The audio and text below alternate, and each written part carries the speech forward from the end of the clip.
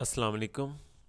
Theory of automata की series के lecture number 6 के साथ मैं हूं मकबूल हुसैन। आज के लेक्चर में जो हम टॉपिक डिस्कस करेंगे उनमें फ़र्स्ट टॉपिक होगा लैंग्वेज इवन इवन और सेकंड टॉपिक रेगुलर लैंग्वेज। ये चलते हैं, सबसे पहले हम लैंग्वेज इवन इवन देखते हैं। हमने फर्स्ट लेक्चर में भी इवन इवन लैंग्वेज के बारे में डिस्कस किया था, उसको आज डिटेल से डिस्कस करते हैं। हम यहाँ पर एक सेट लेते हैं सिग्मा इक्वल टू ए और b, even numbers of a's and even numbers of b's. इसका मतलब इवन इवन का लैंग्वेज का मतलब ये होता है आपने इवन ही ए लेने हैं और इवन ही बी लेने हैं। यानी अगर 2 दफ़ा ए लिया है तो 2 दफ़ा बी लेना है, 4 दफ़ा ए लिया है तो 4 दफ़ा ही बी लेना है, 6 दफ़ा ए लिया है तो 6 दफ़ा ही बी होना चाहिए। तो इस तरीके से हमारे पास क्या चीज़ें, यानी जो लैंग्वेज हमारे पास बनी है वो ये चीज़ है लैम्डा है, यानी ना तो ए है ना बी है। 2 दफ़ा ए है, 2 दफ़ा बी है, 4 दफ़ा ए है, 2 दफ़ा ए, 2 दफ़ा B, A B A B, A double B A, यानी जितनी दफ़ा ए आएगा उतनी ही दफ़ा बी आएगा। या हम कह सकते हैं इवन इवन लैंग्वेज में, यानी जो ए आए या बी आए इवन ही आएगा, ए आएगा या बी आएगा तो वो इवन ही कहलाएगा। तो जब हम इसका, ये हमारी लैंग्वेज बन गई है, लेकिन जब हम इसको रेगुलर एक्सप्रेशन में डिफ़ाइन करेंगे, यानी अब इसकी जो रेगुलर एक्सप्रेशन कौन सी बनेगी वो हमने लास्ट लेक्चर में डिस्कस किया था कि भी हम रेगुलर लैंग्वेज एक्सप्रेशन जो है किस तरह बनाते हैं।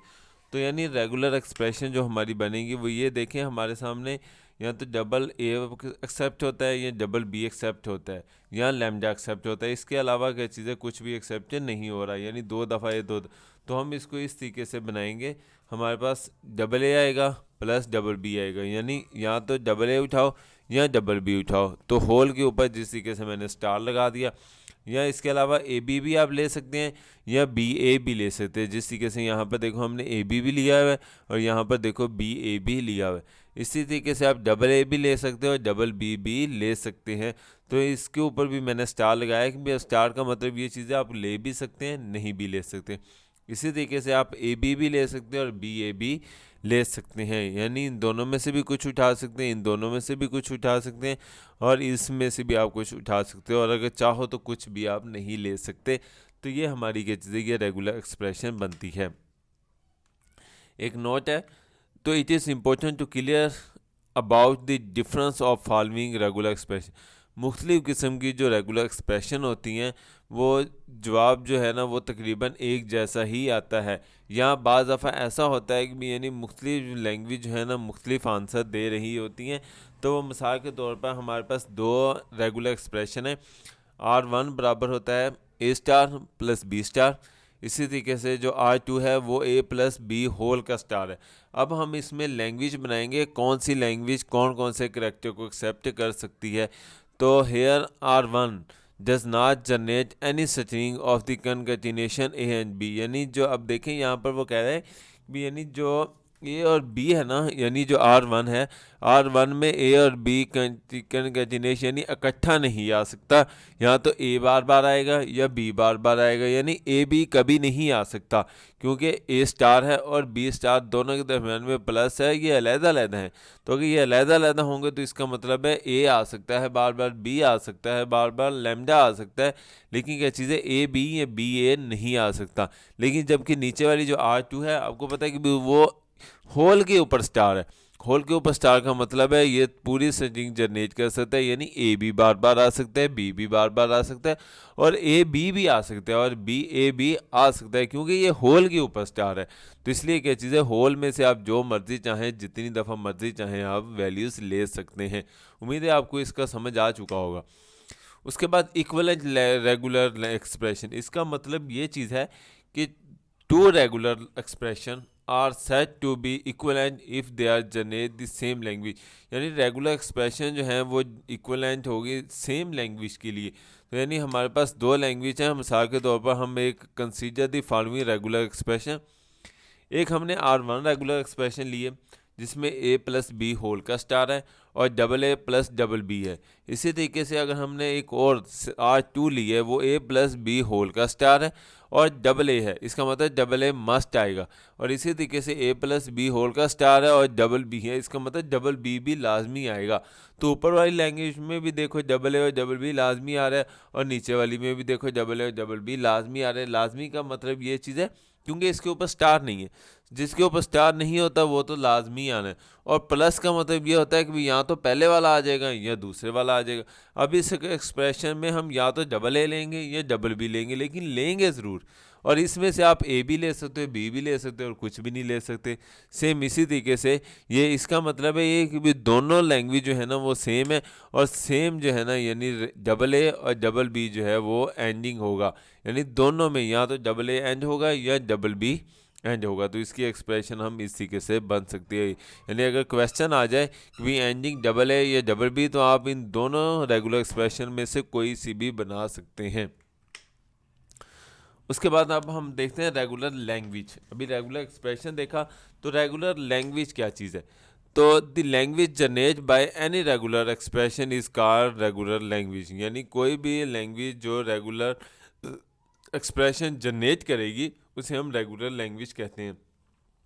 Mean it is to be noted that if R1 और R2 आर रेगुलर एक्सप्रेशन, यानी अगर R1 और R2 एक रेगुलर एक्सप्रेशन है जो हमने लास्ट स्लाइड में भी देखी है, तो क्रॉसपॉन्डिंग टू द लैंग्वेज, यानी वो यानी लैंग्वेज फर्स्ट करो R1 जो है L1 है और R2 जो है वो L2 है। देन द लैंग्वेज जनरेट, तो हम लैंग्वेज को किस तरह जनरेट कर सकते हैं।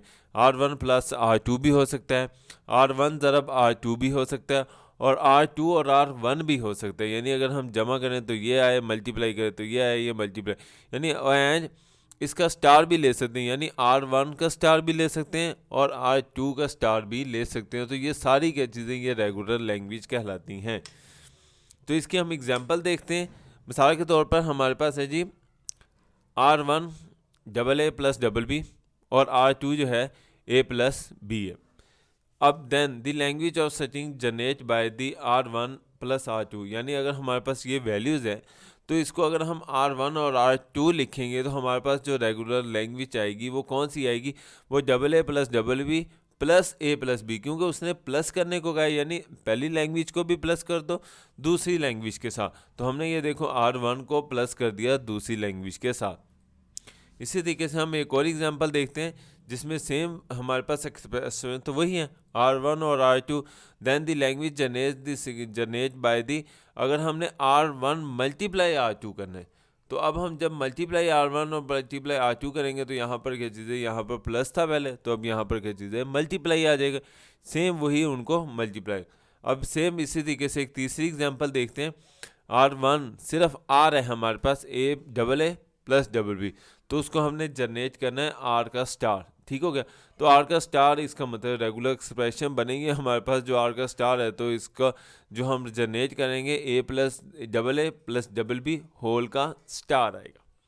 उम्मीद है आपको ये चीज़ समझ आ चुकी होगी। इसी तरीके से अब हम नेक्स्ट अगला टॉपिक में आते हैं कि भी all finite language are regular. तो इसमें हमारे पास सिग्मा हमारे पास ए बी है of the set of string length 2, यानी जिसकी लेंथ 2 होनी चाहिए, यानी कम से कम ये स्ट्रिंग की लेंथ कितनी है, 2 है। तो स्टार्टिंग किससे करना है, आपने ए से स्टार्ट करना है। तो हमारे पास लैंग्वेज हमने बनाई है, ये देखें डबल ए बना हुआ है और ए बी बना हुआ है। ये देखें डबल ए 2 है, इसका मतलब है लेंथ 2 है। लेकिन और इसका दूसरी जो कंडीशन थी यानी ए से स्टार्ट हो रहा है, तो देखो ए से स्टार्ट हो रहा है। इसी तरीके से अगर दूसरा ए बी देखा जाए तो इसकी लेंथ भी 2 है और स्टार्ट देखा जाए तो ए बी से स्टार्ट हो रहा है। तो इसकी जो रेगुलर एक्सप्रेशन बनेगी वो हमारे पास ये बनेगी double A plus A B, क्योंकि यहाँ तो डबल ए आएगा यहाँ डबल ए बी आएगा। तो ये क्या चीज़ है, hence L by the definition is a regular language. तो यानी हमारे पास जो ए है वो हमारे पास क्या चीज़ है, रेगुलर लैंग्वेज है। इसकी हम एग्जांपल देखते हैं। कंसीडर द लैंग्वेज, हमारे पास 3 दफ़ा ए है, ए बी है, ए बी ए है, ए बी बी है, बी ए है, ए बी है, बी ए है और बी बी है। अब इसको हमने क्या करना है, इसकी रेगुलर एक्सप्रेशन बनानी है, तो हम इसको सबको प्लस कर देते हैं। अगर जब हम इसको प्लस करेंगे तो जब हम देखते हैं कि इसकी रेगुलर एक्सप्रेशन क्या बनेगी, तो आपको पता है कि भाई यहाँ तो इन तीनों में से 3 दफ़ा ए आ रहा है, 2 दफ़ा ए आ रहा है, ये 2 दफ़ा, 1 दफ़ा बी आ रहा है, या 1 दफ़ा बी आ रहा है, या 2 दफ़ा बी आ रहा है। लेकिन अब पूरे रेगुलर एक्सप्रेशन में आप ये देखें भी यहाँ तो ए आता है या बी आता है, तो 3 दफ़ा ए आएगा या 3 दफ़ा बी आएगा, या 2 दफ़ा ए आ रहा है तो 1 दफ़ा बी आ रहा है, 2 दफ़ा बी आ रहा है तो 1 दफ़ा ए आ रहा है, या 3 दफ़ा बी आ रहा है। तो इसका मतलब है चौथी दफ़ा कहीं भी कोई चीज़ नहीं आ रही, और या नल भी नहीं आ रही, और क्या चीज़ें बार बार रिपीट भी नहीं हो रही। तो इसकी क्या बनेगी, ये देखो ए प्लस बी आएगा, ए प्लस बी आएगा, और ए प्लस बी आएगा। यानी आप इसमें से ए यानी इसमें से ए उठाओ, इसमें से ए उठाओ, और इसमें से ए उठाओ, तो इसका मतलब ये पहली बन चुकी है। अगर हम इसको देखते हैं, इसमें से ए उठाओ, इसमें से ए उठाओ, दूसरी में से बी उठाओ, तो इसका मतलब ये बन गया। अब सेम इसी तरीके से पहली में से ए उठा लें, दूसरी में से बी उठा लें, और पहली में से ए उठा लें, तो इसका मतलब ये चीज़ बन गई। इसी तरीके से हम सो ऑन क्या चीज़ें इसको कंप्लीट कर सकते हैं। उम्मीद है आपको आज का लेक्चर समझ आया होगा। अगर कोई भी टॉपिक समझ ना आई हो तो आप मुझसे इस ईमेल एड्रेस पर, या जो मेरे यूट्यूब का चैनल है कंप्यूटर ट्यूटोरियल हब, इस पर कमेंट्स करके पूछ सकते हैं। अपना ख्याल रखिएगा। अल्लाह हाफिज़।